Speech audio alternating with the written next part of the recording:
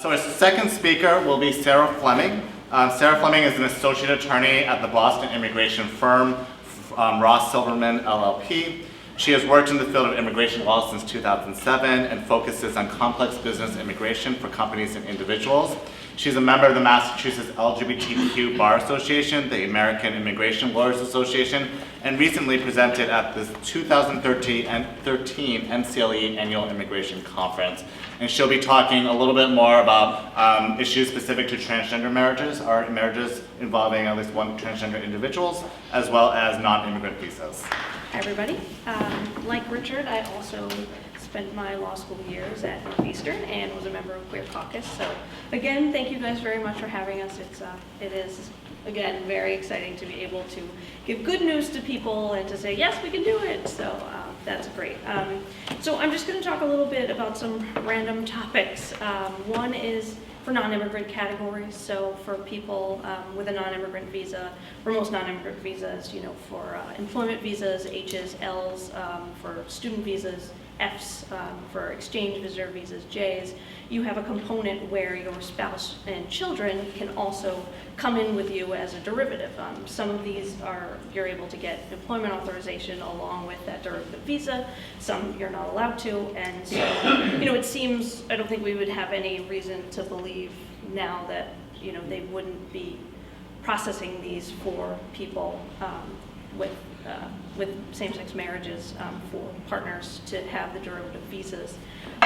In terms of Department of State, you can either apply for your derivative spouse in the U.S., but also derivative spouses can take their evidence of relationship and their partner's approval or their spouse's approval and go to a consulate, sometimes by themselves and sometimes with the spouse, and they can get their visa that way at the consulate. So as of yet, and I know Tom is going to talk a little bit more about these things, about what has officially been said from the various agencies.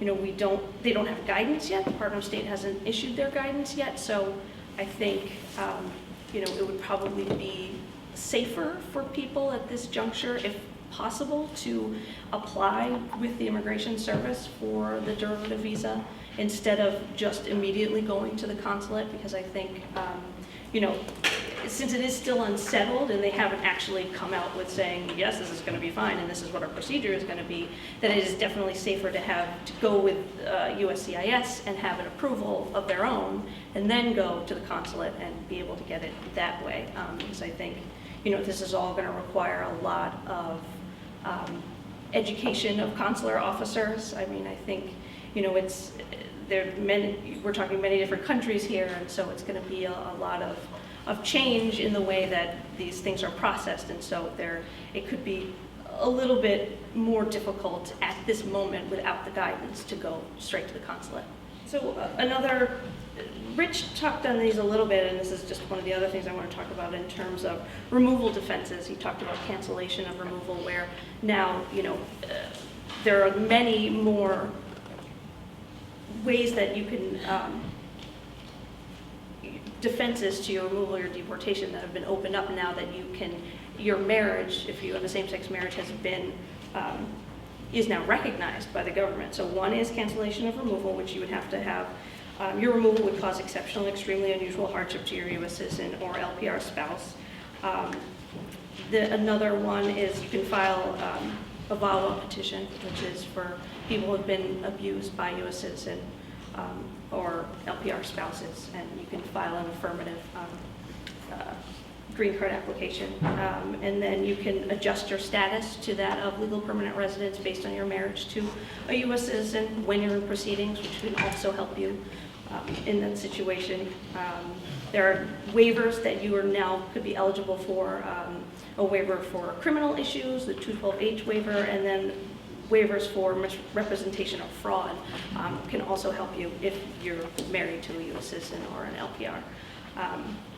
So these are all things that have now opened up in this area now that your marriage would be recognized. So in terms of transgender marriage, I think Tom's also going to talk about some of these things too in terms of how USCIS is going to now look at you know, where is the marriage valid? And so just to touch on that a little bit, you know, they're going to go by where the place of celebration of the marriage. And so in some ways this makes transgender marriage, or when one partner is trans, a lot easier, because previously USCIS guidance, they allowed the approval of a marriage-based petition between a trans person who had legally changed their gender and someone of the opposite gender if the marriage was recognized as a heterosexual marriage under the law of the jurisdiction where the marriage took place. And now, of course, you know, if the marriage has taken place in a marriage equality jurisdiction, it doesn't matter if it's recognized as a heterosexual marriage. And so it's really sort of an easier test for you in terms of this. And, you know, we wanted to, I feel like one of the reasons that we've all been very confident about how USCIS was going to deal with the same-sex marriages after the Windsor case is that, you know, there has been some guidance on trans marriages in the last year, which really had some great language in it about how they were going to look at these marriages, that sort of gave everyone, I think, confidence that this was how they were going to do it for same-sex marriages. And I think, you know, the many years of work by the trans advocates is how this came about. And so I think that's how we all felt confident that that's how they were going to look at these marriages.